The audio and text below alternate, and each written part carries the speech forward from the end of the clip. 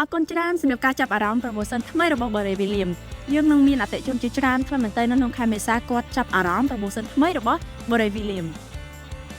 ដោយដែលលោកអ្នកបងប្អូនបានដឹងអញ្ចឹង Barry Williams គឺជាម៉ូដផ្ទះបែបអាមេរិកកាំងដំបូងគេនៅក្នុងប្រទេសកម្ពុជាហើយស្អាតខ្លាំងមែនទែនអ្វីដែលពិសេសនោះគឺនៅក្បែរតំបន់អភិវឌ្ឍន៍បឹងតមោកថែមទៀតផងដោយមានសំណូមពរពីអតិថិជនរបស់យើងឲ្យបន្តការ promotion ថ្មីនេះអញ្ចឹងពួកយើងបានសម្រេចចិត្តដើម្បីបន្ត promotion នេះដើម្បីអតិថិជនរបស់យើង